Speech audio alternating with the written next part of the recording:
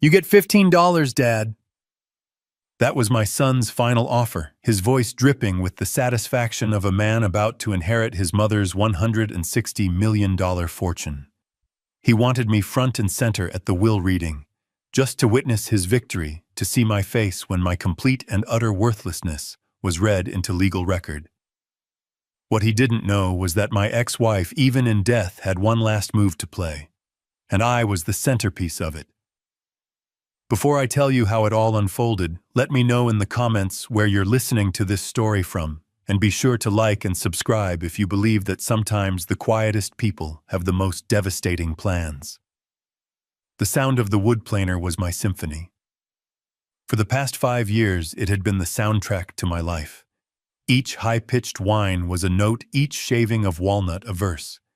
Here in my small workshop in Austin, Texas, I wasn't a failed architect. I wasn't a discarded husband. I was just a carpenter, a man who created solid, honest things from broken pieces. My hands, calloused and scarred from years of work, knew the truth of the wood. It never lies. It doesn't deceive. It simply is, with all its knots and imperfections. I respected that. The smell of sawdust and linseed oil was the only cologne I wore. I was working on a rocking chair, feeling the smooth curve of the armrest take shape under my guidance. It was a peaceful existence, a quiet one. Then the peace was shattered. My old flip phone resting on a cluttered workbench began to vibrate, its buzzing a harsh intrusion. I hit the kill switch on the planer, and the sudden silence was almost deafening. Wiping my hands on my dusty jeans, I walked over and looked at the screen. 2 words stared back at me, cold and foreign: Nathan Thorne. 20 years. That's how long it had been. 20 years without a single phone call that wasn't a demand or an insult. No Christmas cards. No birthday wishes. Just a vast, empty silence built brick by brick, with accusations and contempt. I had assumed that silence would last until one of us was in the ground. I suppose I was half right. I took a deep breath, the air tasting of sawdust, and flipped the phone open. My voice was rough from disuse. "Hello?" The voice on the other end was sharp-clipped and belonged to a world a million miles away from my workshop. It was the voice of New York City traffic and $1,000 suits. Julian. He never called me Dad. Not anymore. I was Julian. A name he spoke as if it were a mild inconvenience, like a piece of lint on his jacket. Nathan. Your mother is gone. There was no sadness in his voice, no grief. He delivered the line with the emotional detachment of a news anchor reading a teleprompter. Last week. A stroke. It was fast. I stood there motionless, looking out the workshop window at the sun-drenched Texas yard. A strange numbness washed over me. Isabella. Gone. The words didn't seem to fit. She had always been a force of nature, a hurricane of ambition and creativity. Brilliant, beautiful, and utterly destructive. To think of her as just gone felt wrong. He grew impatient with my silence. Did you hear me? The funeral? I started to ask, my throat dry. He cut me off. It's over. You weren't on the list. Now listen, this is why I'm calling. Her lawyer requires your presence. The reading of the will. It's this Friday, 10 a.m. sharp. The offices of Caldwell and Finch, Manhattan. Don't be late. It wasn't an invitation. It was a summons. A command delivered from on high from a son who had long ago appointed himself king of a world I no longer belonged to. I finally found my voice, keeping it steady. I have no reason to be there, Nathan. Isabella and I made everything clear 20 years ago in that courtroom. I have nothing that belongs to her, and she has nothing that belongs to me. A sound came through the phone then, a short, ugly bark of a laugh. It was a sound stripped of all humor, a noise of pure, unadulterated scorn. And that sound, more than anything else he could have said, stirred something deep inside me. "Oh, I know you're not getting a dime," he sneered. Don't be a fool. My mother despised you. But it's a legal formality, a procedural thing. You have to be there in person to officially hear that you are a zero. A documented, notarized confirmation of your irrelevance to this family. He paused, letting the poison sink in. Personally, I just want to be there to see your face. I want to watch that quiet, fake dignity of yours crumble when you hear it read out loud. It's the only entertainment you're good for anymore. The humiliation was so raw, so direct, it was almost impressive. This wasn't the anger of a wounded son. This was the calculated cruelty of a victor wanting to rub his opponent's face in the dirt. "Are you finished?" I asked, my voice dangerously quiet. "Almost," he said, his tone dripping with condescending amusement. "Don't worry about the trip back. I'll spot you $15 for the bus ride home. Think of it as a parting gift." And then the line went dead. Click. I stood there, the phone still pressed to my ear, listening to the dial tone. The silence of the workshop rushed back in, but it was different now. It was heavy, suffocating. Anger, an old emotion I had buried under years of sawdust and resignation, began to smolder. It wasn't a raging fire. It was a hot coal, buried deep, slowly glowing red. He hadn't invited me to a will reading. He had summoned me to a public execution. My execution. He wanted a show. Fine. He would get one. I closed the phone and set it down with deliberate care. I walked over to the half-finished rocking chair and ran my hand along its smooth, honest curve. Then I turned and walked out of the workshop into the small house attached to it. I went to my closet, past the flannel shirts and worn jeans that were my daily uniform. In the very back, covered in a thin layer of dust, was a garment bag. I hadn't touched it in 2 decades. I pulled it out and unzipped it. Inside hung my only suit. A charcoal gray suit. The same one I had worn on the day my old life ended. I would wear it again for the beginning of his. Friday morning. The cab ride from LaGuardia felt like passing through another dimension. The quiet, sun-baked streets of Austin were a distant memory, replaced by the towering canyons of steel and glass that made up Manhattan. I paid the driver the fare, stinging more than I expected, and stepped out onto the sidewalk. The air was colder here, sharper. The building for Caldwell and Finch was exactly what you'd expect. It didn't just occupy the street. It dominated it. A sheer cliff of dark glass and polished granite. I pushed through the revolving glass doors, and the noise of the city was instantly cut off, replaced by a deep, reverent hush. The lobby was a cathedral built to worship money. The floors were acres of white marble so polished I could see the distorted reflection of the ceiling lights high above. The walls were paneled in dark, glossy mahogany, smelling faintly of lemon oil and old wealth. I had spent my entire life designing buildings, but I had never designed a space like this. This wasn't built for people. It was built to intimidate, to remind every person who entered just how small they were. And I felt small. I was wearing my only suit, the charcoal gray one. The fabric was good wool, so fine you couldn't find it much anymore, but it was 20 years out of style. The cut was too generous, the shoulders too padded. It was clean.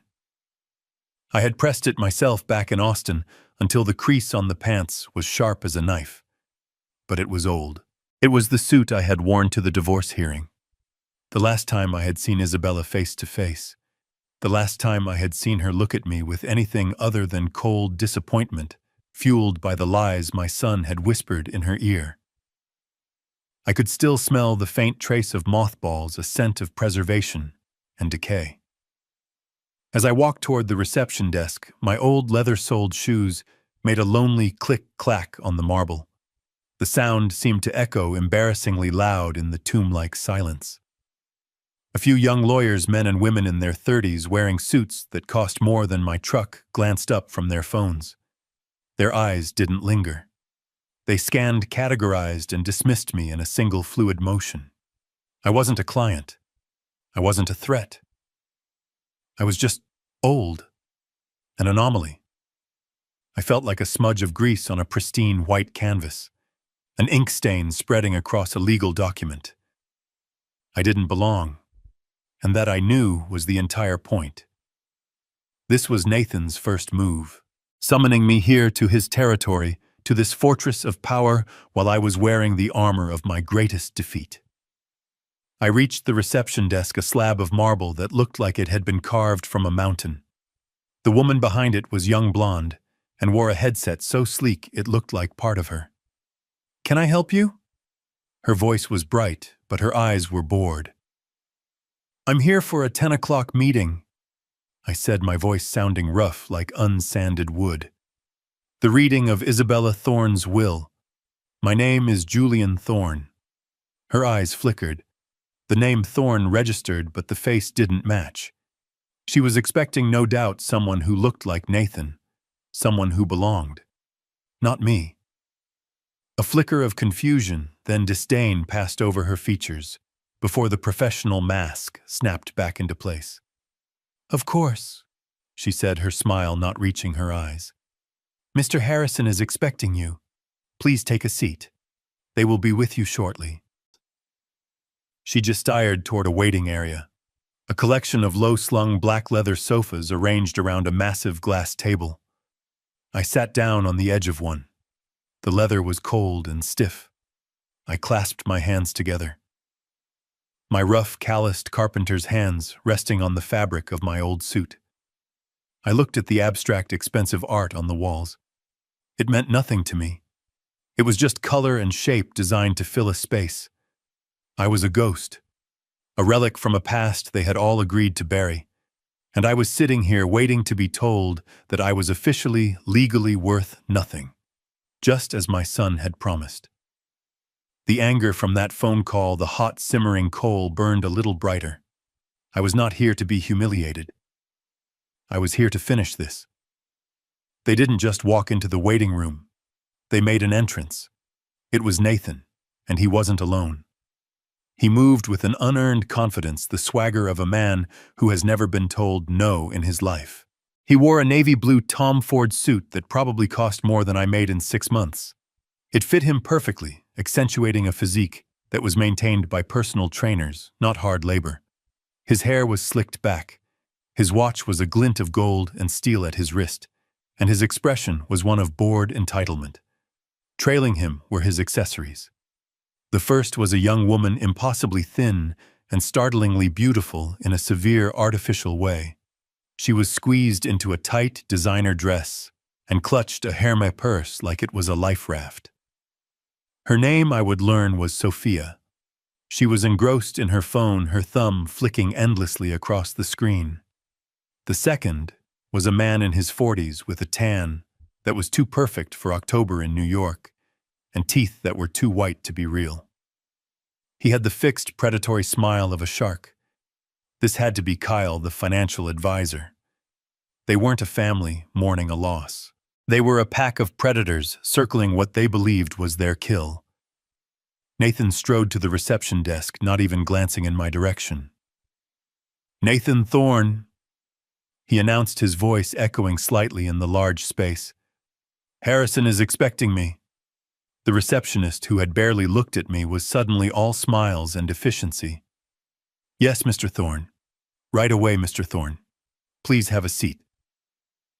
He turned then, intending to claim one of the leather sofas, and his eyes finally landed on me. He stopped. A slow, cruel smile spread across his face. It was the smile of a cat that has just cornered a mouse.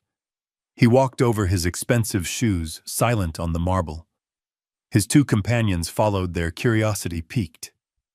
"My God," he said, his voice loud enough for the entire room to hear. "You actually came." He looked me up and down, his gaze lingering on my old suit, the worn collar of my shirt. "I guess you really do need that $15. Sophia." The young woman looked up from her phone for the first time.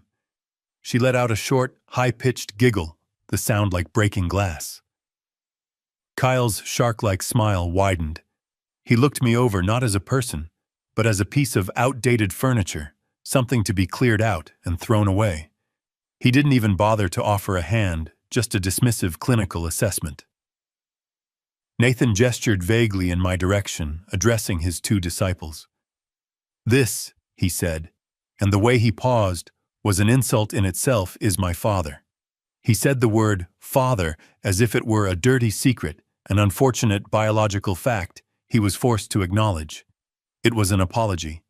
He was apologizing to them for my very existence, for my shabby suit, for my worn-out shoes, for my failure to be someone who reflected his own perceived glory. I remembered him at 10 years old. Christmas morning. I had spent weeks in my workshop back when I still had one hand crafting a detailed model of a battleship. I had been so proud of it.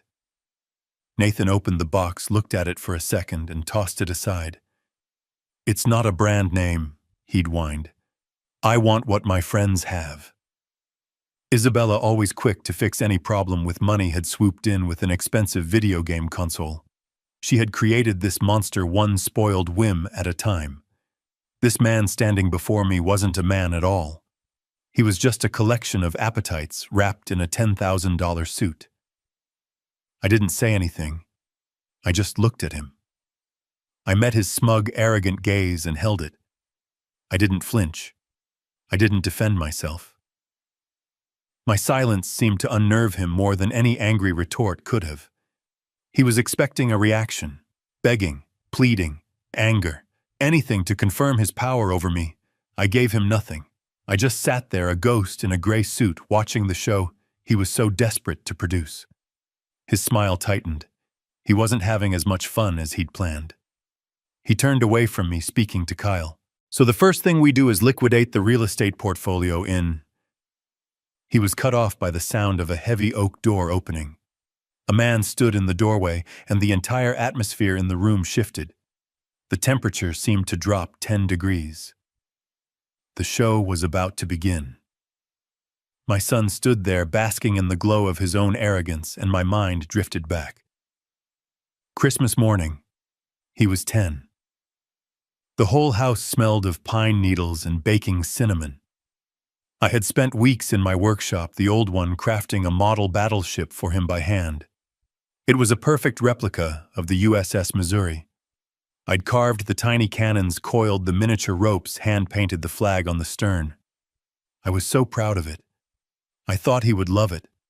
He opened the box, looked at it for maybe 3 seconds, and then tossed it aside onto the floor. "It's not a brand name," he'd announced to the room. "I want what my friends have." And Isabella, my wife, she hadn't corrected him. She hadn't explained the value of a gift made with love. She had just swooped in with a brightly wrapped box containing the latest, most expensive video game console. She wasn't being kind. She was being easy. She had built this monster piece by piece, buying his affection because earning it was too much work. And even then, I think she knew it. The memory was so clear it was almost a taste in my mouth, bitter and sad. It was cut short by the sound of a heavy oak door swinging open. A man in his 60s stood in the doorway. He was tall and wore an impeccable gray suit that spoke of quiet authority, not flashy wealth. This was Mr. Harrison. He had the face of a judge, impassive and difficult to read, with eyes that didn't just see you. They assessed you, weighed you, and filed you away. The quiet confidence he radiated instantly silenced the room. Even Nathan seemed to shrink a little. His gaze swept across the room, passing over Nathan and his entourage, as if they were part of the furniture, and then his eyes landed on me. First, he held my gaze for a moment, and I saw a flicker of something in his expression. It wasn't pity. It was something closer to understanding. He walked toward me. "Mr. Thorne," he said, his voice level and respectful. "Thank you for coming." He didn't offer a hand, but the words were a handshake in themselves. They were a simple acknowledgement of my presence, of my right to be there. Then, and only then, did he turn to my son. "Mr. Thorne," he said. The same name, but the tone was different, colder, formal, stripped of any warmth. The slight was so subtle that a lesser man might have missed it. But Nathan's entire world was built on a fragile scaffolding of status and special treatment. The fact that I, the outcast, had been acknowledged first was a direct challenge to his authority. I saw a flicker of annoyance in his eyes, a tightening of his jaw. He tried to cover it with a wave of dismissive arrogance. "Let's get this over with, Harrison." He snapped, his voice sharp with impatience. "I have a reservation at Per Se to celebrate. I don't intend to be late." Mr. Harrison's expression didn't change. He simply nodded once. "As you wish," he said, turning and holding the door to the conference room open. "This way, gentlemen." The conference room was just as cold and imposing as the lobby, but with an added layer of finality. A single massive table made of dark polished mahogany filled the center of the room. It was so reflective it looked like a dark pool of water. Floor-to-ceiling windows lined one wall, but they didn't offer a view of the sky, just a close-up sterile look at the gray skyscraper across the street. It was a room designed for executing contracts and crushing opponents. Nathan naturally took the seat at the opposite end of the table from the door, the one that clearly marked him as the new head of the family. He leaned back, spreading his arms wide, staking his claim. Sophia and Kyle sat on either side of him, like a queen and bishop protecting their king. I took a seat near the door, an afterthought. I was just there to fill the chair, a legal requirement. I placed my calloused hands on the table, a stark contrast to the perfect, unblemished wood. Mr. Harrison walked to the head of the table. He didn't sit. He placed a thick, leather-bound document on the surface with a soft, definitive thud. The air in the room seemed to get thinner. He deliberately pulled his chair out, sat down, and then with methodical slowness reached into his breast pocket and produced a pair of simple gold-rimmed reading glasses. He put them on his movements, precise, unhurried. He was in complete control. He opened the binder. The pages were thick, creamy. He cleared his throat. "This," he began, his voice filling the room, "is the last will and testament of Isabella Montoya Thorne, dated August 4th of this year. I, Isabella Montoya Thorne." Even from the grave she was making a statement. She had taken my name in marriage, but she had built her empire with hers. Montoya. A name that was a brand. A name worth, according to my son, $160 million. Harrison's voice was a monotone, a perfect instrument for legal documents. "Being of sound mind and body, I do hereby declare this to be my last will and testament, revoking all former wills and codicils heretofore made by me." Nathan sighed, a gust of impatient air, and glanced at his expensive watch. He was already bored. "First," Harrison continued, "I direct that all my just debts and funeral expenses be paid from my estate." He paused, then turned the first page. "Second, I give and bequeath the sum of $50,000 tax-free to my housekeeper, Maria Gonzalez, in gratitude for her 25 years of loyal service and her unending patience." I saw Nathan roll his eyes. He muttered something to Kyle that I couldn't hear, but the word peanuts was unmistakable. I, however, found myself smiling, just a small internal twitch of the lips. Maria. I remembered her.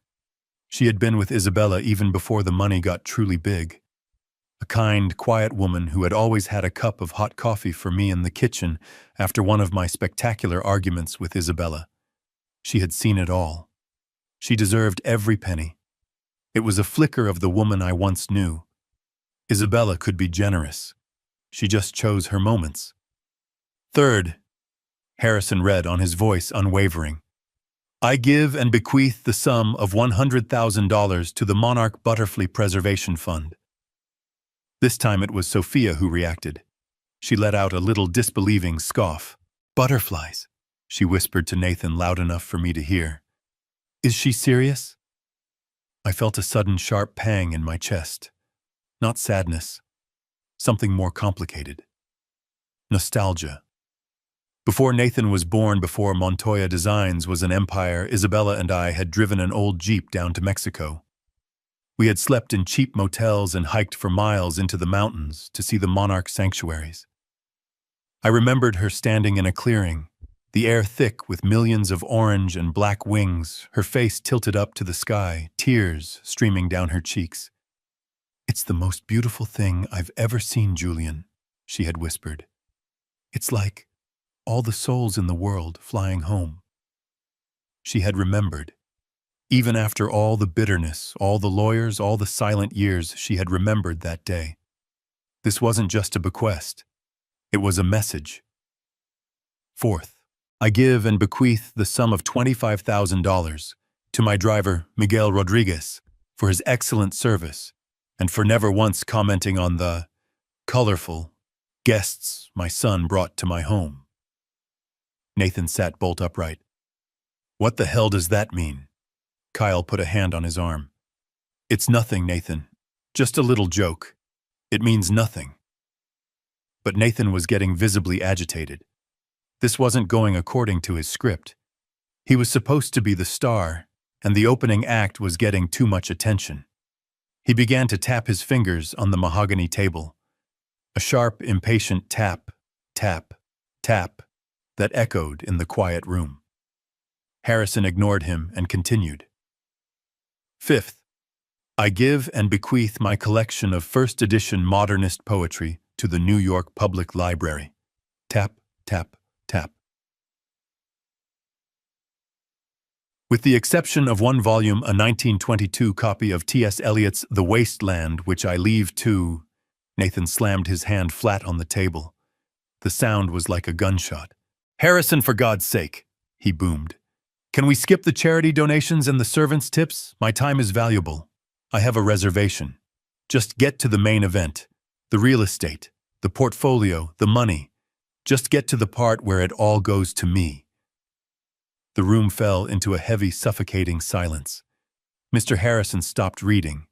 He did not look startled. He did not look angry.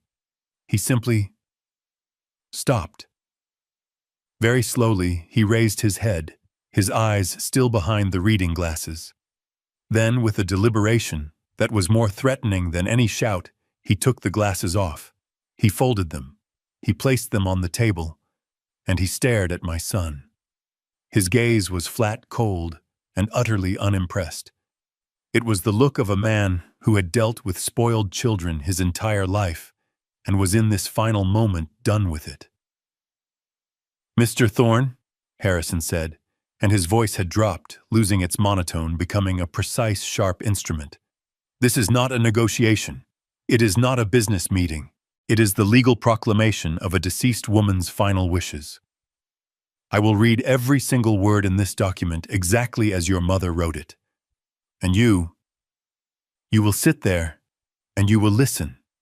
Is that clear?" Nathan's face flushed a dark, ugly red. He had been challenged. He had been dressed down like a child. He opened his mouth, then closed it. He looked at Kyle, who subtly shook his head. He was trapped. Harrison held his gaze for one beat longer, then satisfied, he put his glasses back on. He picked up the document. He deliberately flattened the page, took a small, composed sip of water from a glass beside him, and cleared his throat. He had made my son wait. He had re-established control. "Very well," Harrison said, his voice returning to the neutral monotone. "Let us continue. Fifth, as I was saying, I leave my first edition copy of The Waste Land to..." He paused, and I could have sworn I saw the barest hint of a smile at the corner of his mouth. "Ah, no. That's been struck. Let's move on. Sixth, regarding the personal associates of my son." Harrison's gaze lingered on Nathan for a moment longer, a silent assertion of dominance. Then, as if a switch had been flicked, he returned to the document, his voice resuming its steady, neutral cadence.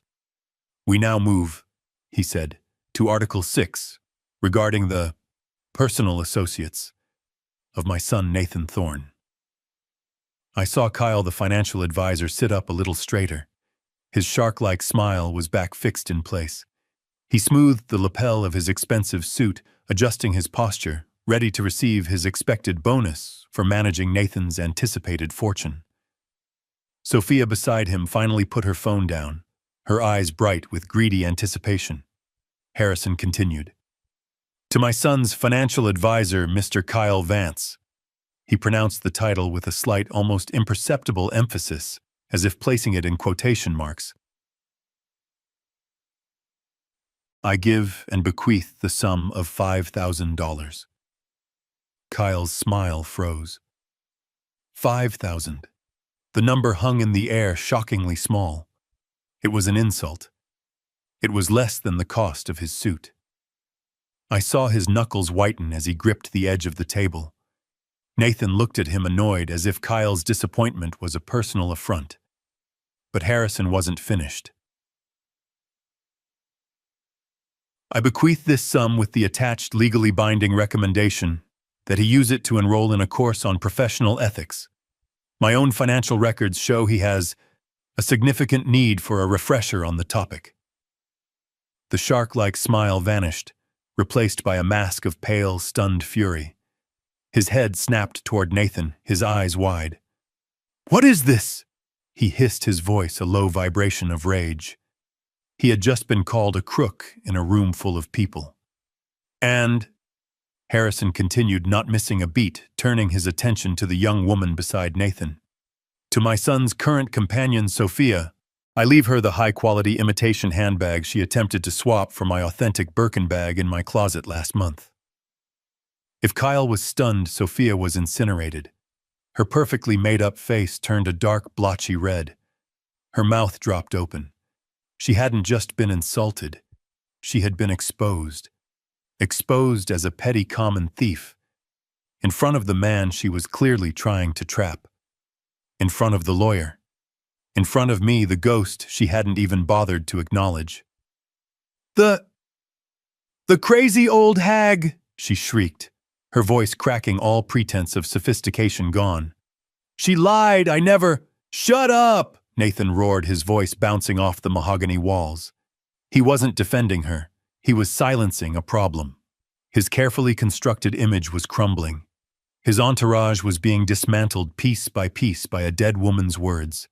He was furious, not because they were insulted, but because this was taking too long. This was messy. This was not part of his victory celebration. It doesn't matter, he snarled at both of them. It's nothing. It's a joke. Who cares about a bag? Who cares about $5,000? He turned his furious gaze back to the lawyer. Get on with it, Harrison. Stop wasting time with this trash and get to my part. I sat there perfectly still, and for the first time in 20 years I felt a connection to Isabella. This was the woman I had married. Not the victim my son had painted her to be, but a brilliant, cold, and lethally precise woman. She wasn't just reading a will. She was settling every last score. She was burning down the peripheral parts of Nathan's life, isolating him, leaving him with nothing but his own greed. She was in her own way clearing the table before the main course. Mr. Harrison, completely unbothered by the outburst, simply waited for the shouting to subside. He looked at Nathan, his expression unreadable. As I have already stated, Mr. Thorne, I will read every word. Now, if I may continue. I sat there watching the fallout from Isabella's words. Kyle looked like he'd swallowed poison, and Sophia was trembling with pure, unadulterated rage. And I thought to myself, that was the Isabella I remembered. She never forgot a slight. She never let an insult go unanswered. She kept a perfect, detailed ledger of every wrong ever done to her. And even in death, from inside a leather-bound document, she was still surgically precise. She was still settling her accounts. Harrison let the silence settle for a moment longer, then he turned the page. The room tensed. This was it. After clearing away the trash, this was the main event. Article 7, Harrison said, his voice dropping back into that neutral legal tone. To my son, Nathan Thorne. Nathan leaned forward. His breathing was shallow. His knuckles were white on the table. He had forgotten his humiliated companions. All his focus, all his greed, was now laser-focused on the lawyer. I give and bequeath the penthouse apartment on Park Avenue. A huge sigh of relief escaped Nathan. A genuine, full-body exhale. The color returned to his face. He smirked, shooting a triumphant look first at Kyle, then at me. The penthouse. The crown jewel. It was his. And, Harrison continued, my complete collection of Patek Philippe watches. Nathan's smirk widened into a grin. He laughed a short, sharp bark.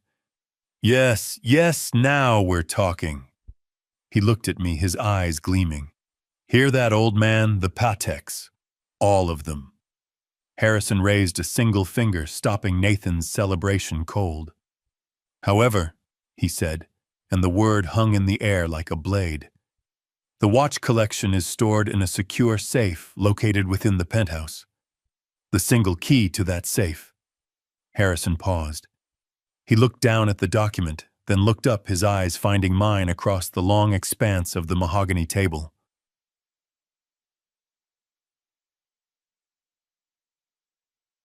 I have entrusted to his father, Julian Thorne. The silence that followed was absolute. It was so complete I could hear the faint hum of the air conditioning. Sophia and Kyle lost in their own humiliation moments, before snapped their heads toward me. Nathan just stared. His face, which had been flushed with victory, went pale. His grin dissolved. What? His voice was quiet, disbelieving. What did you just say? He asked Harrison, his voice rising. The key, Mr. Thorne, was entrusted to your father. Nathan slammed his hands on the table and stood up, the chair scraping violently behind him. What are you talking about? Is this a joke? A sick joke? He pointed a shaking finger at me. Him! He hasn't seen her in 20 years. He doesn't even know where she lived. Nobody. Every eye in the room was on me, and I was just as stunned as he was. I stared at Harrison, my mind reeling. A key Isabella had given me, a key. What did it mean? Was it another one of her games, another way to twist the knife even from the grave? I had no key. I had no idea what any of them were talking about. I just sat there, the ghost in the gray suit, suddenly, and very uncomfortably, the center of everyone's attention. My son was screaming. His face was a mask of disbelief and rage. But I wasn't really in that cold mahogany room anymore. As Mr. Harrison shuffled the papers, the sound of the thick, creamy stock sliding against itself seemed to pull me back through 20 years of anger and silence to a different kind of crisis. I wasn't in New York. I was in our old house in Connecticut.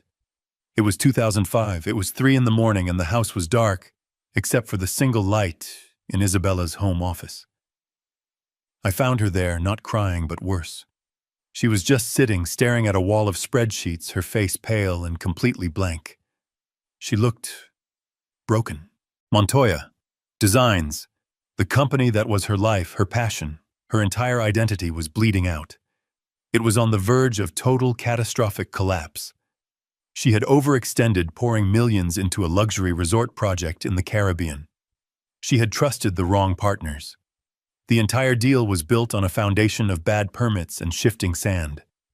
And now it had all fallen apart. The banks were calling in their loans. Her investors were threatening to sue her into oblivion. She was facing not just bankruptcy, but disgrace. I remember sitting down next to her in that dark office, the computer screen casting ghostly shadows on her face. It's over, Julian, she had whispered, her voice hollow. Everything I've built. It's all gone. They're going to take the house. They're going to take everything. She wasn't just afraid of being poor. We had been poor before when we started. She was terrified of being a failure, of being seen as a fool. Her entire world was built on her reputation as a brilliant, infallible businesswoman. And now that reputation was about to be publicly executed. She looked at me, her eyes, usually so full of fire and ambition, were just empty. They're talking about criminal negligence, she'd said, the words barely audible. They're saying I misled them. I looked at the woman who was my wife, the mother of my son, the brilliant, infuriating, passionate woman I had loved, and I knew in that moment that she was drowning, and she was about to pull all of us down with her. The memory from 2005 solidified, sharp and agonizing. Isabella sitting in her office, utterly broken. She didn't just look broken. She was broken. For a week, our house was a tomb. The phones rang off the hook, calls from angry bankers and betrayed investors. Isabella just let them ring. She stopped eating.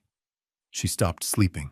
She would just sit in her office, staring at the company's financials on her computer screen, watching the numbers bleed into a sea of red. She was paralyzed. She was drowning.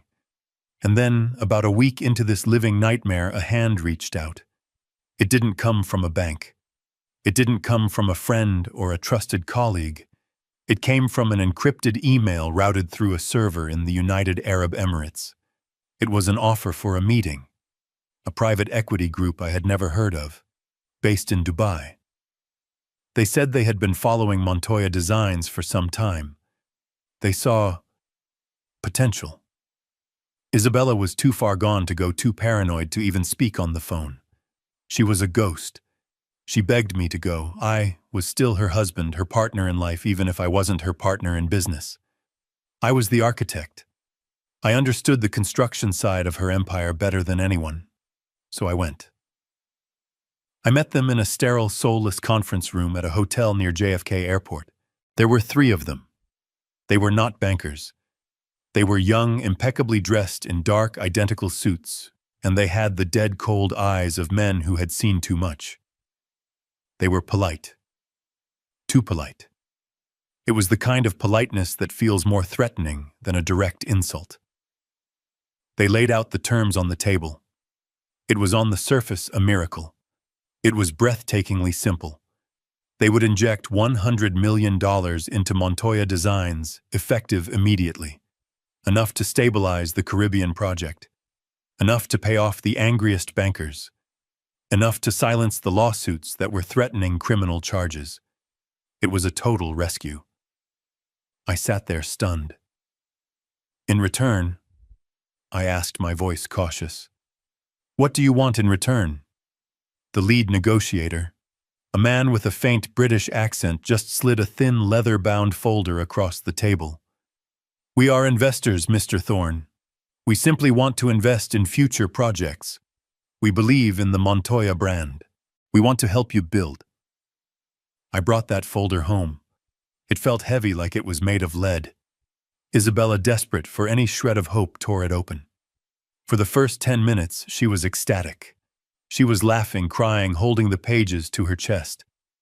"We're saved, Julian, we're saved." But I was reading the fine print. I was an architect. I spent my entire life reading contracts. I spent my life looking at blueprints.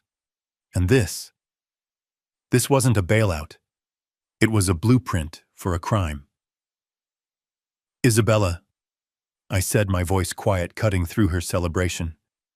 "Look at this. The projected costs." I pointed to the addendum. The appendix. The part they hoped we wouldn't read. It detailed the future projects they wanted to fund. A series of luxury high-rises. "Look at the numbers," I said. "They're wrong. They're all wrong. The cost projections, they're inflated by at least 40%. She didn't get it at first. She was too blinded by the $100 million lifeline. "So what?" she said, waving her hand. "They're overpaying. That's their problem, not ours." "No," I said, and a cold dread was creeping up my spine. "That's how it works. That's the point. It's not an investment, Isabella. It's a washing machine." The smile on her face flickered. "What are you talking about? They give us $100 million in clean capital now." I explained, my voice flat.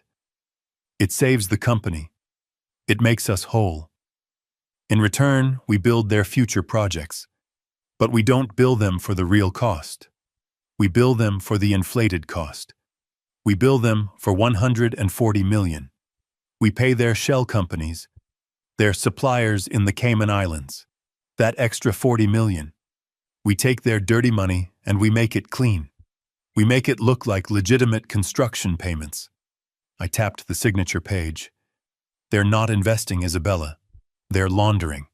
And they want to use your company, your name, as the detergent. The color drained from her face. She finally truly understood. She had spent her entire life, her entire soul, building the Montoya name into a symbol of luxury, quality, and integrity. And these men were going to use it to wash their blood money. "No," she whispered. "I won't do it." "Then we declare bankruptcy," I said, stating the simple, brutal fact. "It's over." "No!" she screamed. The word ripped out of her throat. She jumped up, pacing the office like a caged animal, her hands twisting in her hair. "No, I can't. You don't understand, Julian." She grabbed the front of my shirt, her nails digging into my chest. "If we go bankrupt, they'll investigate. They'll do a forensic audit. They'll find the Caribbean mess. They'll say I was negligent. They'll say I committed fraud." Her eyes were wild with terror. "It's better than this, Isabella," I pleaded. "This is a criminal enterprise. This is the mob or worse." "I don't care," she shrieked. And then she just collapsed. She didn't faint. She just crumpled onto the expensive Persian rug, her strength gone. She wasn't a CEO anymore. She wasn't an empire builder. She was just a terrified woman trapped. "Julian," she wept, her voice muffled by the carpet. "Please, please, I can't go to jail. I can't go to jail." She looked up at me, her face a ruin of mascara and terror. It was a look I had never seen on her, a look of absolute bottomless desperation. "I can't lose the company," she whispered, her voice cracking. "I can't. It's me. It's everything I am. If I lose Montoya Designs, I'm nothing. I'm just nothing." She grabbed my hand, her own ice cold. "And Nathan," she choked out. "What about Nathan? He's at Yale. He's on top of the world. Do you want him to be the son of a convict? Of a bankrupt failure? He'll be humiliated. He'll hate me. He'll hate us. Please, Julian. There has to be a way. Please." She was hysterical. She was right. She was trapped. If she refused the deal, she would be ruined and jailed for fraud. If she took the deal, she would be ruined and jailed for money laundering. She had built her own prison. I stood there watching her fall apart. This brilliant, driven, impossible woman. The woman who had built an empire from nothing. The woman who was also at times so blinded by her own ambition, she couldn't see the cliff edge until she was already over it. I looked at the contracts on the desk. I looked at the blueprints for the fake condos. I was an architect. I knew this world. I knew how these deals were structured. I knew how to hide costs. I knew how to create shell corporations for supplies and labor. I knew how to build the legal firewalls, how to compartmentalize a project so the dirt wouldn't spread. I could see a path.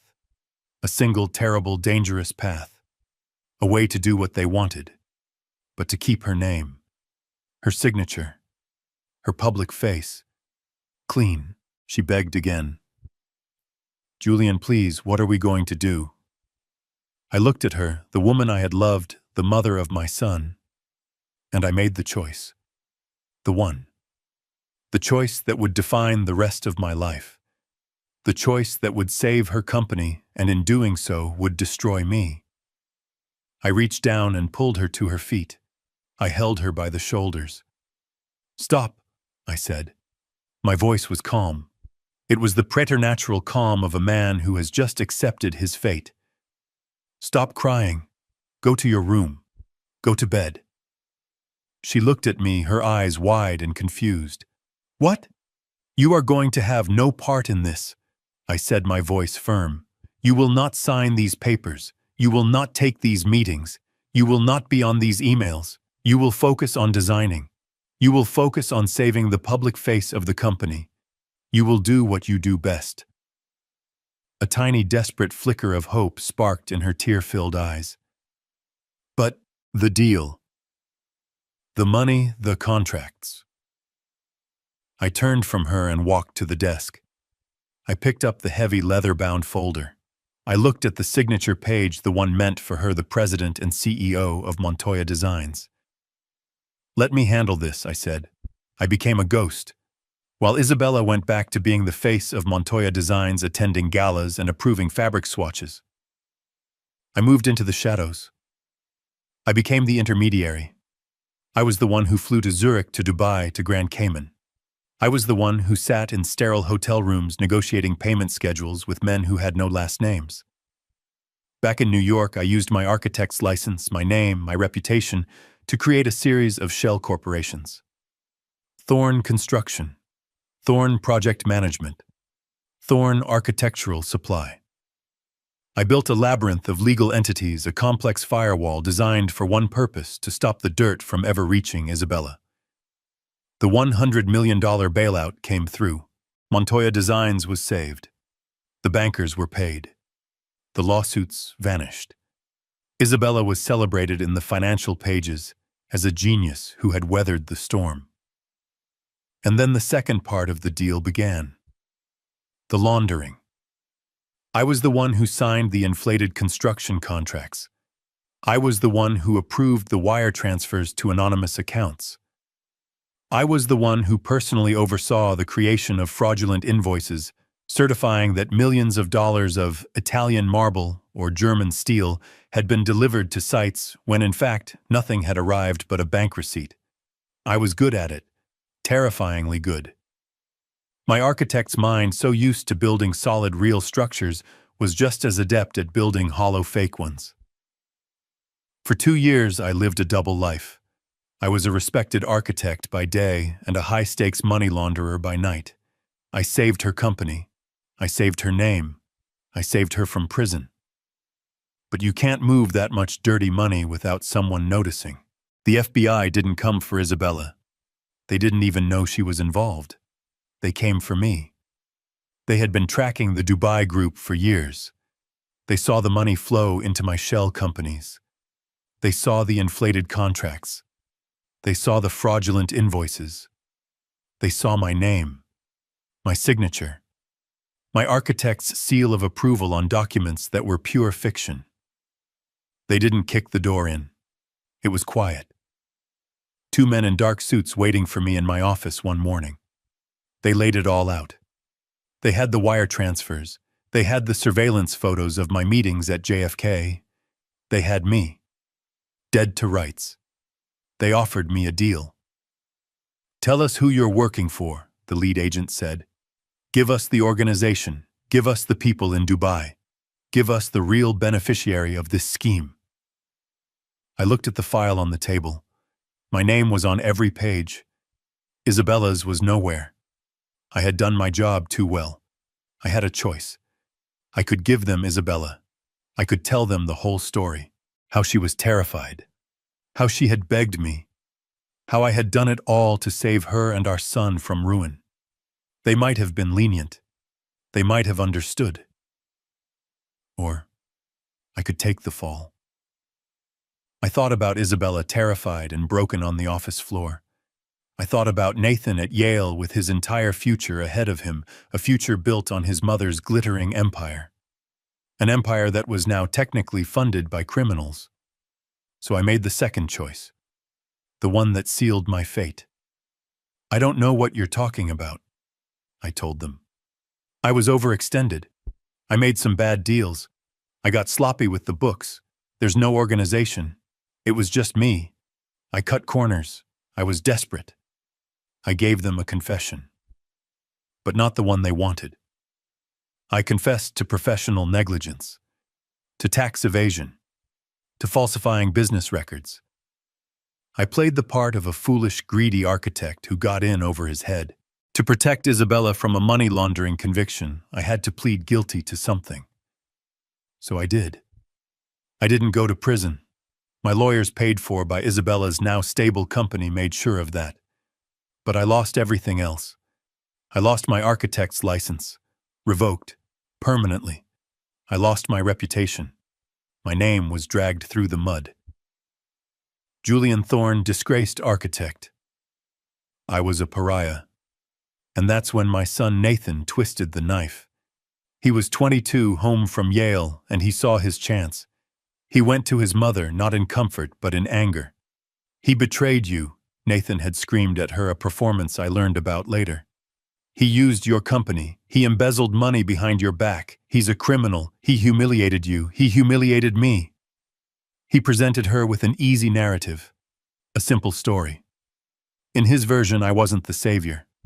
I was the villain.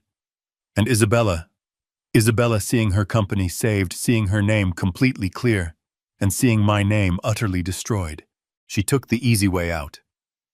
She chose the story that made her the victim. She chose her son's version of the truth. She filed for divorce. She claimed she was the wronged party, the trusting wife betrayed by her greedy criminal husband. And she let Nathan, our son, believe it. She let the whole world believe it. She never said a word in my defense. She just let me burn. That was the price for saving her. The voice was calm, but it sliced through 20 years of memory like a sharp chisel. I blinked. The dark, desperate office in Connecticut dissolved, replaced by the cold, polished mahogany of the conference room. My heart was pounding. The past felt more real than the present. I looked up. Mr. Harrison was watching me, his expression neutral. But everyone else was staring at me. Kyle, the financial advisor, had a look of greedy calculation in his eyes. Sophia, the girlfriend, was looking at me as if for the first time, a flicker of curiosity in her otherwise vacant expression. And Nathan. My son was staring at me with an intensity that was almost frightening. His face was a thundercloud of suspicion and rage. The veins in his neck were standing out. "The key," he spat, his voice low and dangerous. "Where is it? What did she give you?" He was convinced this was a scheme, a final bitter trick played by his mother with me as her willing accomplice. He saw conspiracy in every shadow. I looked from his furious face to Mr. Harrison's calm one, searching for an answer. But there was none. My mind was a complete blank. The last 2 decades had been a quiet life of wood shavings and solitude. A key to a safe full of watches. It was absurd. It was a detail from a life that was no longer mine. It felt like a line from someone else's script. I looked back at my son. His entire $160 million inheritance in his mind was now being held up by me, the ghost he had summoned here for his own amusement. I shook my head, not in defiance, but in genuine bewilderment. "I don't know what you're talking about," I said. And it was the absolute truth. My "I don't know" hung in the air, a simple, unadorned fact. Nathan stared at me, his face a canvas of pure disbelief, which quickly curdled into contemptuous rage. He was processing this new variable, this impossible complication. He was a bull that had been momentarily stunned by a cattle prod. But it only lasted a second. He let out a harsh, guttural laugh. It was a forced sound, a performance meant to signal that he was still in control, that this was all just a minor, absurd annoyance.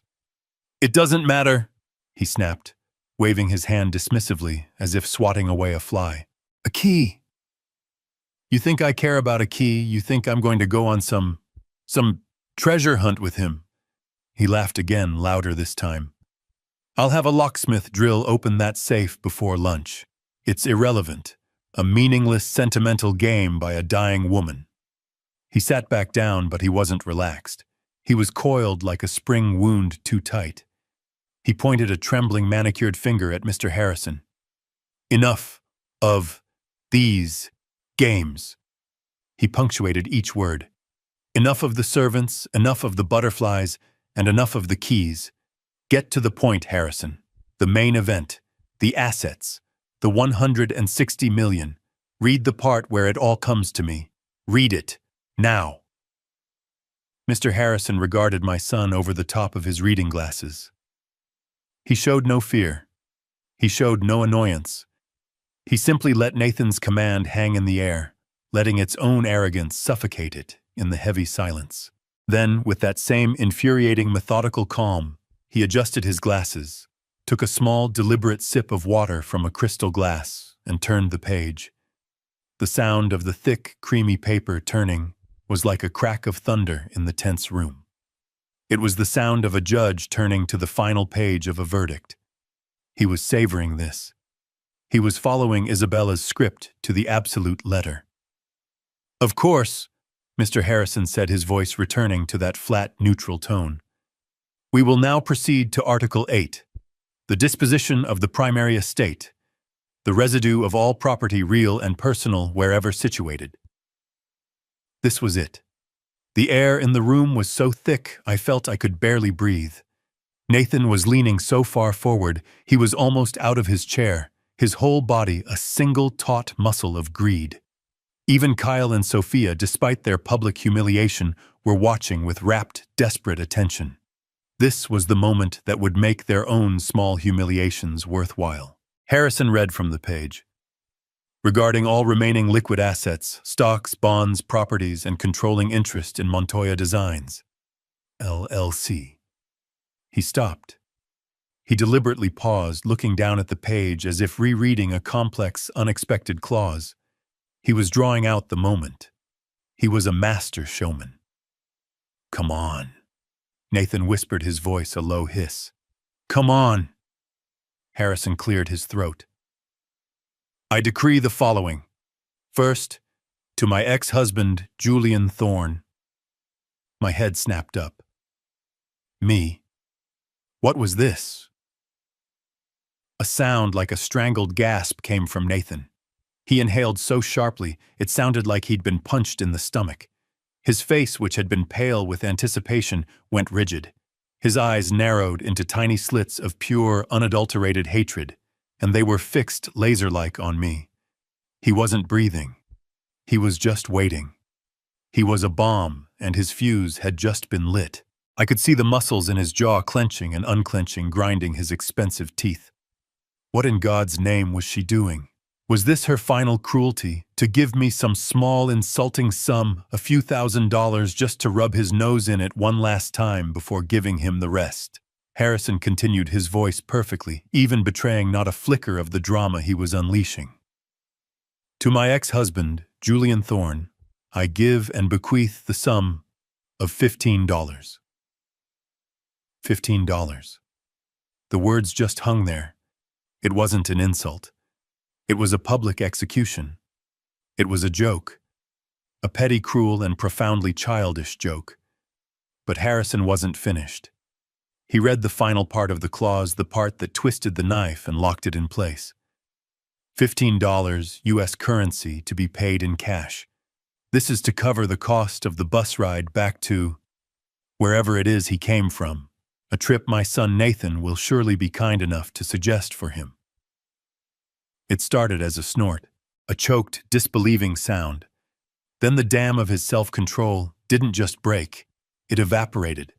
A laugh, a huge, roaring, braying laugh erupted from Nathan's chest. It was not a sound of humor. It was a sound of sheer, unadulterated triumph. It was a sound of such profound, malignant joy that it made the air in the cold room feel sick. He shot up from his chair, his body trembling with the force of his laughter. He pointed at me, his finger shaking his face, turning a dark, blotchy crimson. He was crying actual tears of malicious joy streaming down his cheeks. $15, he roared. The words bounced off the walls. $15. He doubled over, slapping his hand on the priceless mahogany table.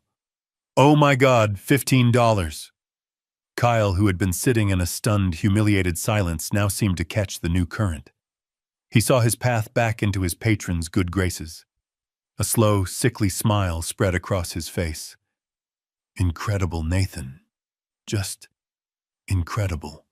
Sophia, catching on, let out a high-pitched, sycophantic shriek of laughter. $15 for a bus. Oh, Nathan, she was hilarious. Wasn't she? Nathan howled, straightening up, wiping a tear from his eye. He was a performer, and he finally had his audience back. He looked at his two companions, his chest puffed with victory. She always had a wicked sense of humor, always. He had won. In his mind, the game was over. The insults to his friends were just appetizers. The confusion with the key was a meaningless tangent. This was the punchline. This was the moment he had been waiting for. He had been publicly, legally, and financially declared the victor. And I had been publicly, legally, and financially declared nothing. Less than nothing. A $15 joke. His laughter finally subsided, simmering down into a low, smug chuckle. He adjusted the cuffs of his Tom Ford suit, a gesture of absolute restored control. He was the king again. He turned his gaze on me, and all traces of humor vanished, replaced by a cold, reptilian satisfaction. A dark, evil smile played on his lips. "Well," he said, his voice dripping with false pity. "That's that, I suppose." He walked around the table, a predator circling its kill, and he stopped just a few feet away from me. He looked me up and down, his eyes filled with a disgust so profound it was almost tangible. "It's over, old man. You heard her. $15. He reached into his pocket, the one on his $10,000 suit, and pulled out a slim alligator skin wallet. He made a show of opening it, his movements slow and deliberate. "You know what?"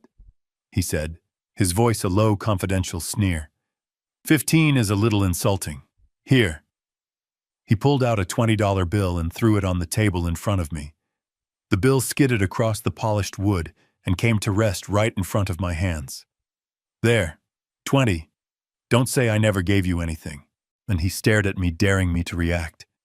Daring me to yell, to cry, to reach for the money. I did none of those things. I just sat there. I looked at the $20 bill.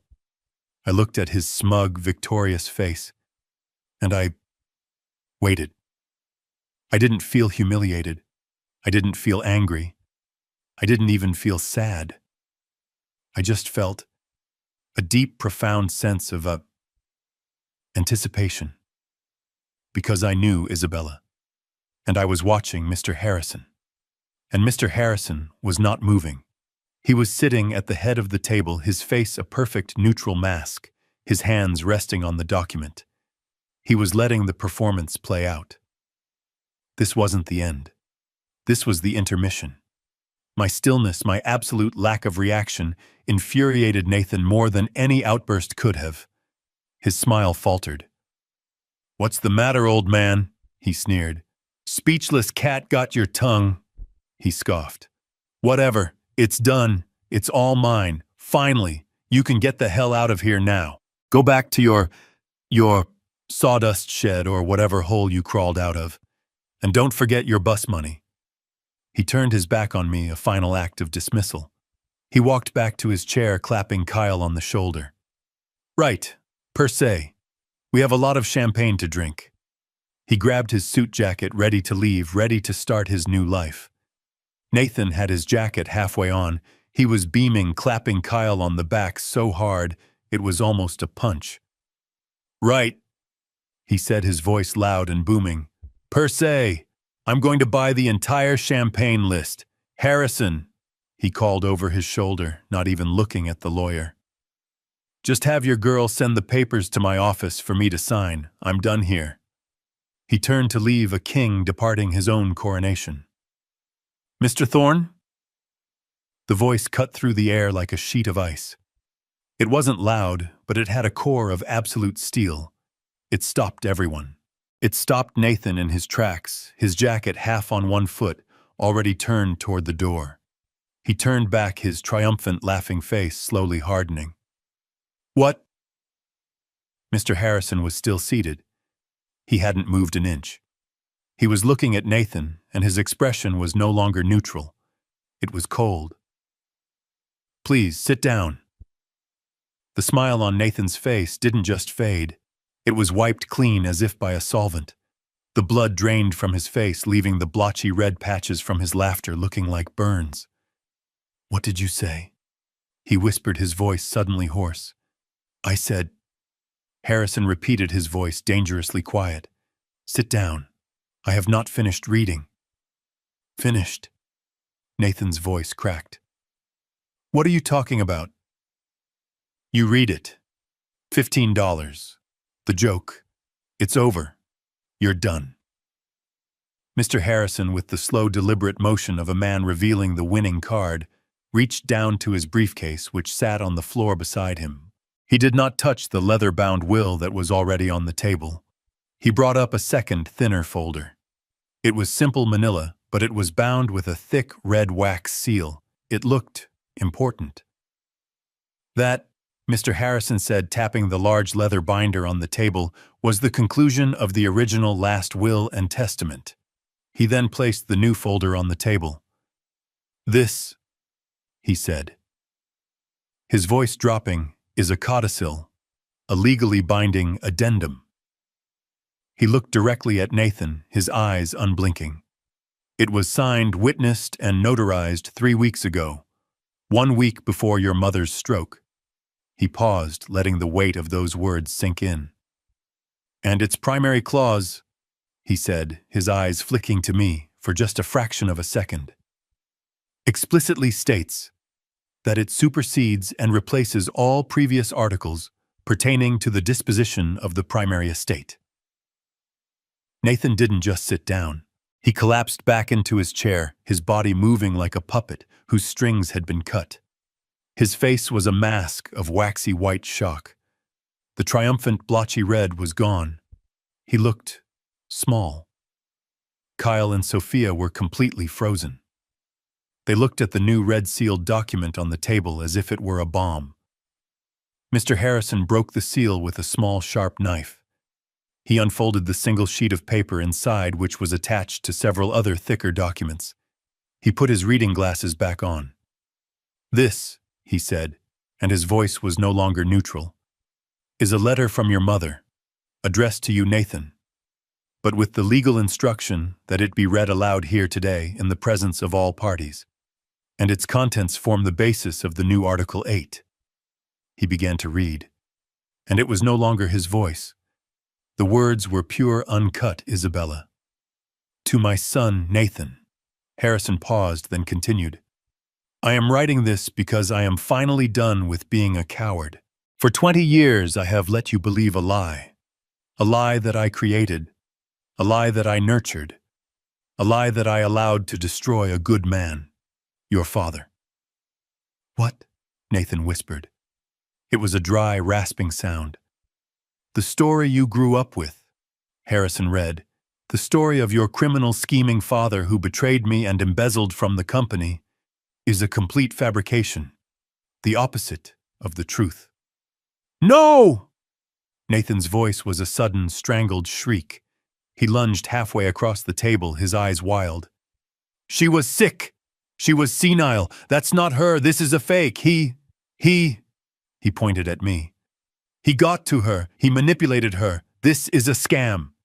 He turned to his lawyer, Kyle, his eyes pleading. "Kyle, tell him, this is inadmissible. She wasn't competent. We'll contest this. We'll tear this apart."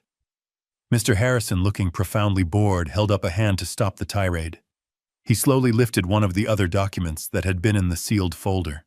"On that subject," Harrison said, his voice cutting through Nathan's panic, "attached to this codicil is a full 40-page psychiatric and cognitive evaluation of your mother conducted by a panel of 3 independent, board-certified neurologists and psychiatrists. It was performed at her request 72 hours before this document was signed. I will summarize their findings for you." He looked directly at Nathan, his eyes like ice. "In their expert, unanimous, and legally binding opinion, your mother was, and I quote, entirely lucid, in full command of her faculties, and possessed of a mental acuity that was in fact superior to 99% of individuals in her age group." He dropped the report onto the table with a heavy thud. "She was not, Mr. Thorne, insane. She was, as she states here, finally done. Now, if I may continue." Nathan sank back, his mouth open, making small gulping sounds. He was out of moves. He was out of air. Harrison returned to Isabella's letter. His voice once again became the vessel for her confession. "The truth, Nathan, is this. 20 years ago, Montoya Designs was on the brink of total, catastrophic failure. I had made a series of terrible, reckless decisions. I had overextended. I had trusted the wrong people. I was facing not just bankruptcy, but criminal charges for fraud and negligence. I was going to lose everything. The house, the company, my name. I was going to prison. I closed my eyes. I was back there. In that dark office, her on the floor, weeping, begging. I felt the old cold weight of that night settle on me. We were given one way out, Harrison read on, a deal with a group of unsavory investors. A deal that would save the company, but would require us to launder their money through its operations. I was trapped. If I said no, I went to prison for fraud. If I said yes, I would eventually go to prison for money laundering. I was a coward. I collapsed. I was ready to let the entire world burn. And then, your father stepped in. I heard a small choked sound from my left. It was Nathan. He was shaking his head, his hands over his ears, as if he could block the words. Your father, the man you have spent 20 years calling a criminal, made a choice. To protect me. To protect you. He took the deal. He put his own name, his own career, his own license on the line. He created the shell companies. He took the darkroom meetings. He handled the wire transfers. He did the dirty work, so that my name, the Montoya name, could remain clean. Harrison's voice was relentless. He funneled all the risk to himself. He built a legal firewall around me, around the company, and he stood in the fire. And when the FBI finally came, they came for him. Because that is exactly what he had planned. He confessed Nathan. He confessed to crimes he didn't commit. Negligence, fraud. To cover up the real crime, the money laundering that I was responsible for. He lost his license. He lost his reputation. He lost his entire career. He did it. To save me. To save the company that you now so arrogantly claim as your own. And what did I do? Harrison read, his voice dropping. What did I do as my reward for this sacrifice? I listened to you. I listened to your poison.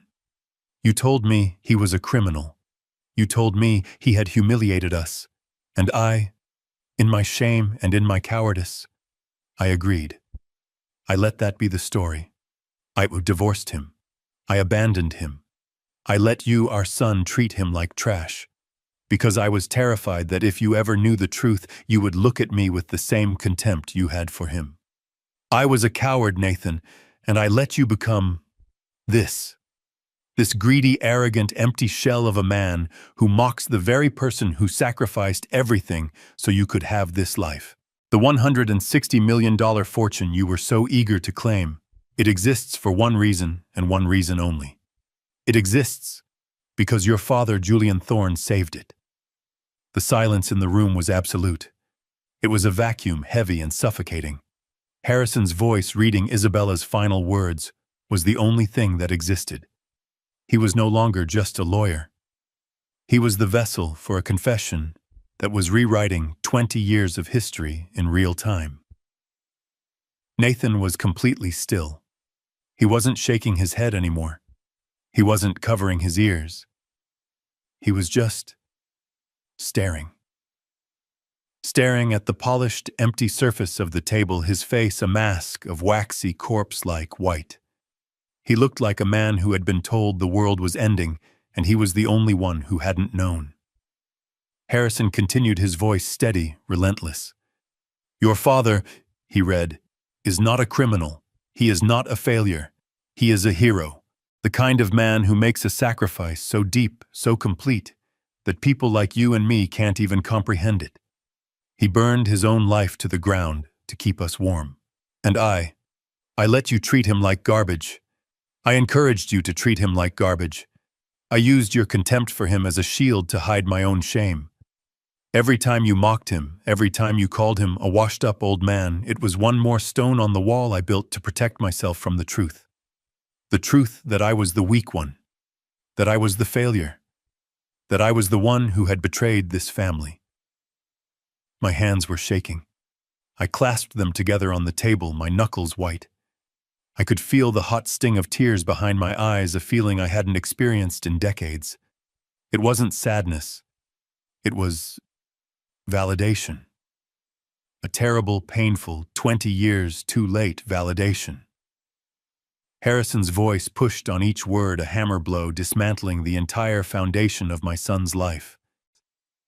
This $160 million fortune, he read. This empire you've been waiting to inherit, like a spoiled prince, it does not exist because of you. It does not even exist because of me. It exists in its entirety because of Julian Thorne. You, Nathan, Isabella's words were now a direct, brutal assault. Have never worked a real day in your life. You have never built anything. You have never sacrificed anything. You are just a parasite, a creature of appetite. You have done nothing but spend money that you didn't earn, all while sitting in judgment of the one man who actually earned it for you. You are a consumer living off the scraps of his honor. The words landed. I saw them land. Nathan made a sound.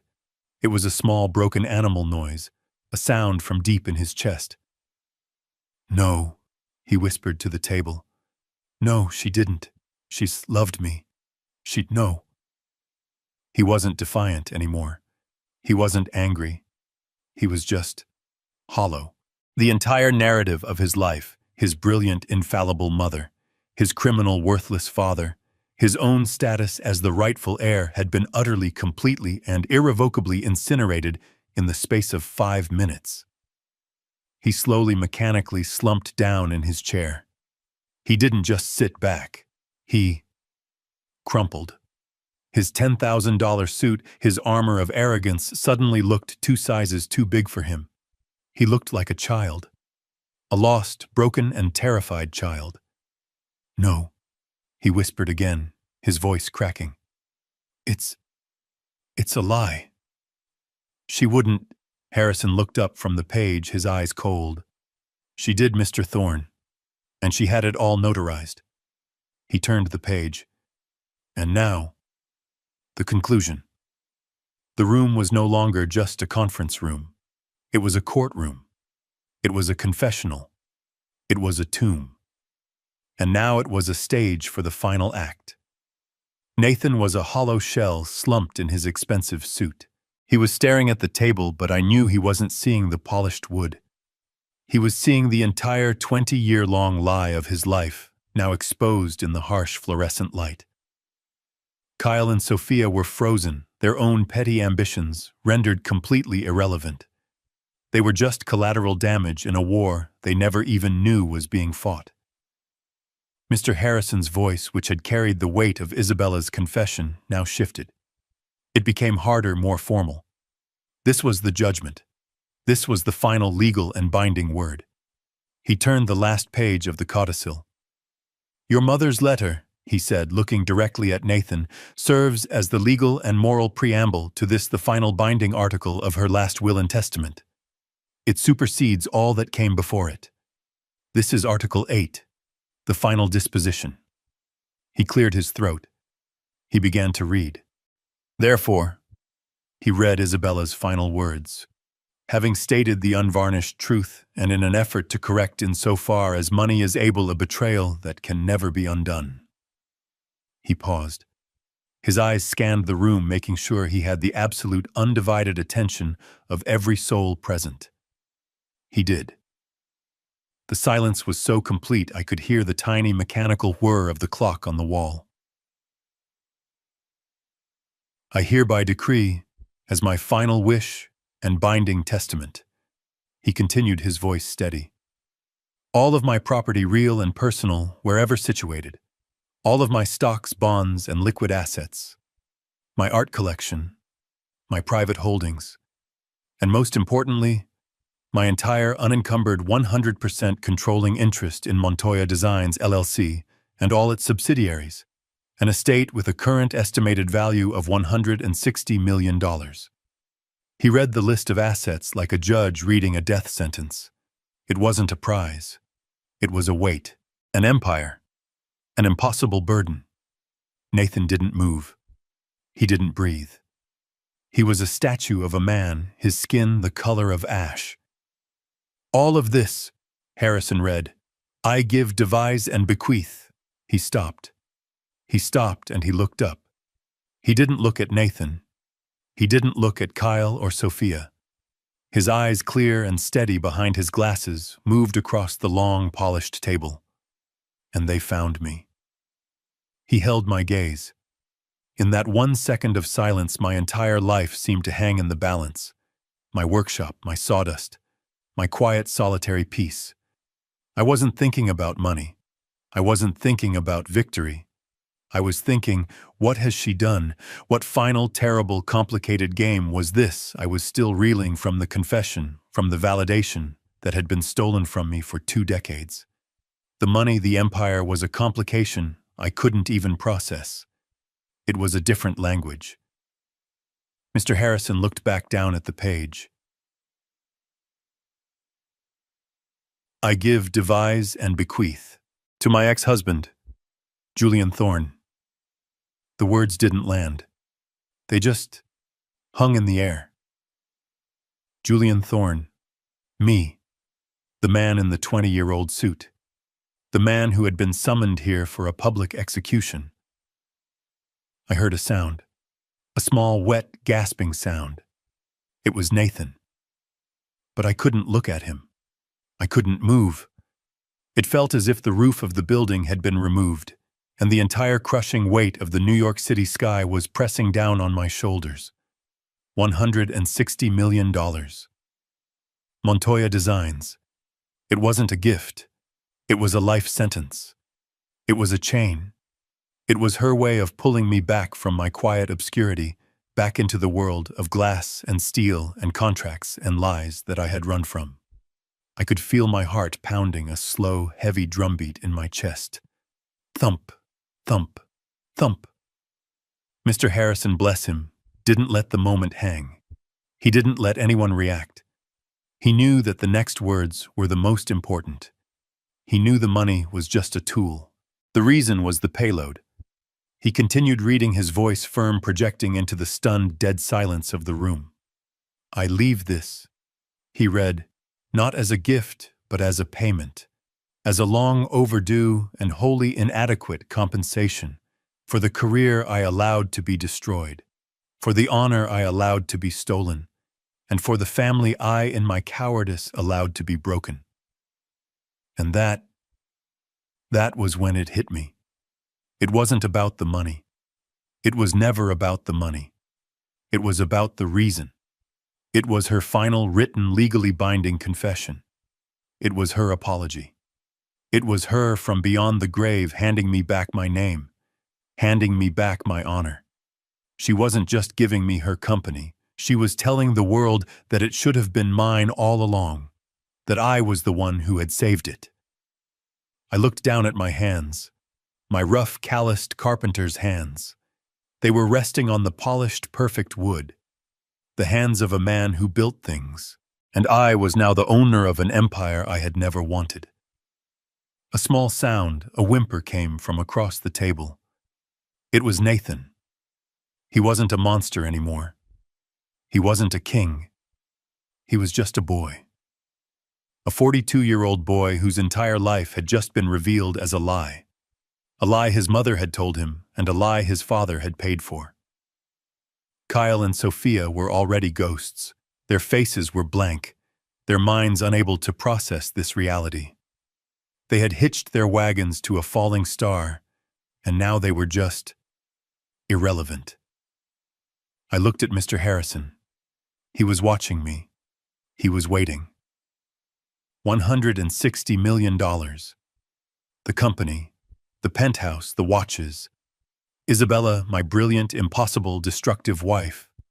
Even in death, she had to have the last word. She had to control the entire narrative. She had exonerated me. She had made me whole. But in doing so, she had chained me to her legacy forever. She had given me everything, and in a way she had taken everything all over again. My simple life was over. My son, Nathan, was a ruin. He was a building that had been imploded. He sat there, his mouth half open, his eyes blank and unfocused, still trying to process the fact that the entire $160 million universe he thought he was inheriting had just vanished. Vanished and been handed to me, the man he despised more than anyone on earth. He was breathing in short, shallow gasps like a drowning man. Kyle and Sophia were completely adrift. Their golden goose hadn't just stopped laying eggs, it had exploded. I could see the panic in Kyle's eyes, the gears in his rat-like brain spinning, trying to find a new angle, a new con, and coming up with nothing. Sophia was just white. Her mask of makeup looked like a porcelain shell, and it was cracking. Harrison, the executor of this devastating will, was not finished. He still held the codicil. There was one last piece of business, and finally, Harrison said, his voice as unforgiving as a judge's gavel, "We come to the final bequest." He looked at my son. "And for my son Nathan Thorne." At the sound of his name, a tiny pathetic flicker of something sparked in Nathan's dead eyes. It wasn't hope. It was more primal than that. It was the desperate animal instinct not to be left with absolutely nothing. He slowly, painfully raised his head, his eyes red-rimmed and hollow, fixed on Harrison. He was waiting for what? $1 million, a trust fund, an allowance, some small scrap from the table he thought had been set for him. Mr. Harrison looked at him. There was no pity in his gaze. There was no emotion at all. It was just the final cold execution of his duty. "For my son Nathan," he read, "who has already received a lifetime's worth of fortune, both in the money he spent so freely and in the sacrifices he never acknowledged. I leave him only one thing." Harrison paused. He looked down at this paper, then back at Nathan. "I leave him precisely what he so thoughtfully and publicly offered to his father." I felt my breath catch. No. Nathan's confused, broken gaze shifted to me, then back to Harrison. He didn't understand. He couldn't make the connection. His mind was too shattered. I don't," he stammered. "What?" Mr. Harrison did not reply. Instead, with a slow, deliberate motion, he reached to the side of his desk. He opened a single drawer. His hand went inside and emerged holding one item. A check. A single bank-certified cashier's check. "Mr. Harrison, on behalf of the estate," he said, "was authorized to prepare this in accordance with your mother's wishes." He held it up for a moment. Then he placed it on the polished mahogany table. He slid it across the vast expanse of wood. It skidded, making a small whispering sound, and came to a stop directly in front of Nathan. $15, Harrison said. His voice was flat. Final. "Your inheritance, Mr. Thorne, as your mother specified, for your bus fare." Kyle, the shark, the financial advisor, said nothing. He didn't make a sound. He just stood up. Quietly, smoothly, he pushed his chair in. He didn't look at Nathan. He didn't look at me. He just evaporated. He gathered his own briefcase and walked quickly and silently out of the conference room. He was gone. Sophia, on the other hand, was not silent. She looked at the check. She looked at Nathan's broken, pathetic face, and her expression, which had been one of shock, curdled into something else. It was pure, unadulterated disgust. The revulsion of a predator for a mate who had suddenly become weak.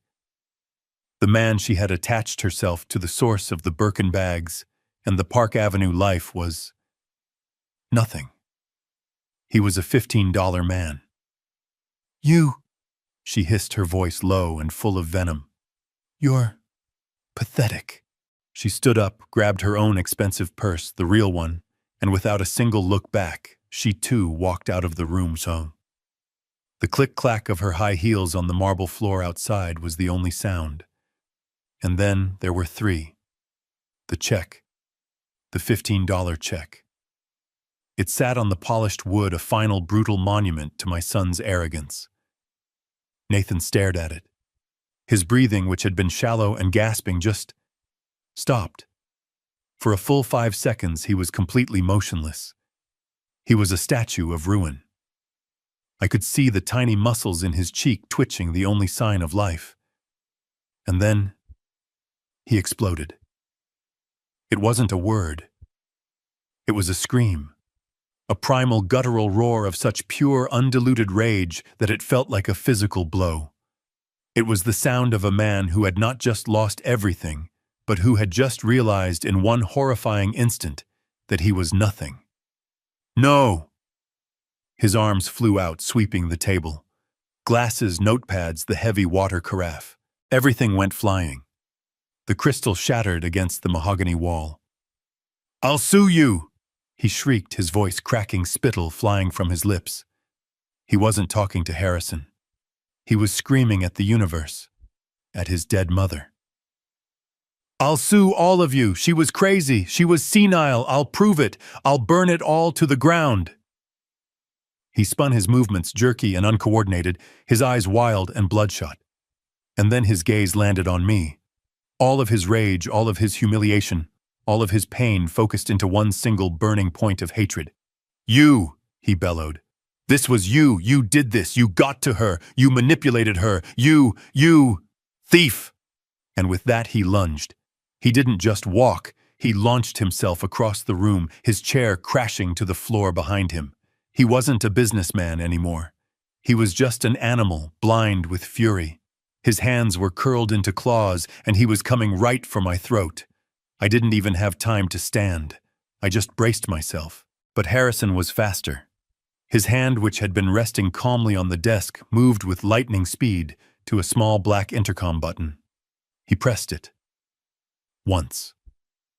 Before Nathan could even get halfway around the massive table, the conference room doors burst open. Not one, but 2 security guards filled the doorway. These were not the mall cop types. These were men who were built like refrigerators, professionals in dark suits with earpieces, the kind of men who protect billionaires and presidents. Nathan, blinded by his own rage, didn't even see them until they had him. One guard grabbed his left arm, the other grabbed his right. They spun him around, his $1,000 suit jacket ripping at the seam, and pinned his arms behind his back with brutal, practiced efficiency. "Get your hands off me!" he screamed, his voice a pathetic mix of fury and panic. He struggled, thrashing against their grip, but it was like a fly struggling against steel. Mr. Harrison stood up slowly. He looked at the wreckage of his conference room. He looked at the struggling, weeping, screaming man held captive by his security. He didn't raise his voice. He didn't have to. "Remove him," he said, his voice flat and cold. "You can't do this to me!" Nathan shrieked as they began to drag him backward out of the room. "I am Nathan Thorne. I own this building. I'll have your jobs. I'll... And Mr. Thorne," Harrison added, his voice cutting through the tantrum. Nathan froze, his head twisting around, his eyes still wild. Harrison pointed to the small white check still sitting innocently on the table. "Don't forget your inheritance." That broke him. The last shred of his sanity snapped. He began to curse. He cursed Harrison. He cursed his mother. But most of all, he cursed me. "I'll kill you, old man! Do you hear me? I'll kill you!" He was still screaming, still fighting, as they dragged him out into the hallway and toward the elevators, his expensive shoes scuffing pathetically on the marble floor. The heavy oak doors swung shut, and he was gone. The heavy oak doors clicked shut. The silence that rushed in to fill the vacuum of Nathan's rage was profound. It was a thick, heavy quiet broken only by the sound of my own breathing and the distant muffled wail of a siren in the city far below. The adrenaline that had been holding me upright, the shock of the last hour, all of it drained away at once. I felt tired. Tired in a way that went bone deep. 20 years of exhaustion seemed to land on me all at once. I slumped in my chair, the old wool of my suit suddenly feeling heavy as armor. There were only 2 of us left. Me, the man who now owned everything, and Mr. Harrison, the man who had delivered the verdict. I looked at the chaos. The overturned chair, the shattered glass, the $20 bill that Nathan had thrown at me still sitting on the table next to the $15 check. I looked at Harrison. He was calmly straightening the documents, his face once again a neutral mask, as if a Category 5 hurricane hadn't just torn through his office. Only one question remained, the one loose thread. "The key," I said, my voice hoarse. "The watches. Why did she do that? Why involve me in that? It was cruel." Mr. Harrison stopped shuffling his papers. He looked up at me, and for the first time that day, a genuine human smile touched the corners of his mouth. It was a small, sad, knowing smile. "Mr. Thorne," he said, his voice softening, "that was your wife's final test for her son. A test. He failed spectacularly. She wanted to see if he would even for a moment be willing to humble himself and ask you for something, to see if there was any part of him left that could be redeemed." He shook his head. "And it was a message. For you." He reached into his breast pocket, the one he had taken his glasses from. He pulled out something small. It wasn't the thick leather binder or the sealed codicil. It was a key. A single old-fashioned small brass key. A house key. He slid it across the table. It made a small metallic tink as it stopped near my hand. "That," he said, "is the key she left for you. It was never about the watches. That part was just theater. A way to set the stage." I stared at the small, simple object. "Then, what is this for?" "It's the key to the penthouse," Harrison said. "But the safe inside the one she mentioned, it doesn't contain any watches. Nathan will have it drilled open, and he will find nothing but empty velvet boxes. Another final joke, I suppose." "So what's in it?" I asked, my voice barely a whisper. "What is this key really for?" Harrison leaned forward. "There is another safe, Mr. Thorne. A wall safe, hidden behind a painting in her private study. This is the key to that safe." He paused, letting the weight of his next words land. "In it," he said, "is the original evidence. Everything. The complete unredacted 2005 file. All the original wire transfers. All the shell company documents you signed. And most importantly, all the emails and letters she sent you, begging you to do it." My heart stopped. "She kept it all," Harrison said quietly. "She kept the entire unvarnished truth locked away for 20 years. The confession she wrote, it's all supported by this. She wanted you to be the one to find it. She wanted you to be the one to decide whether to make it public or not. The money, that was her apology, but this," he nodded at the key, "this was her giving you back your name." I reached out my hand, my rough calloused fingers closing around the small, cool piece of brass. The $160 million. That was a weight. It was a burden. A new prison. But this key, this was freedom. Here is the lesson and call to action to be added at the end of the story. This whole experience taught me a powerful lesson. The truth I've learned has a weight and a patience all its own. For 20 years, a lie poisoned an entire family, turning a son against the father who had secretly saved him. But a lie built on silence and shame cannot last forever. Isabella's final confession showed me that no matter how deeply it is buried, the truth will eventually claw its way to the surface. It proved that true honor is not about reputation, but about the silent, thankless sacrifices you make. In the end, a name cleared by truth is an inheritance worth far more than any fortune. What would you have done with the key and that $160 million burden? Let us know your thoughts in the comments below.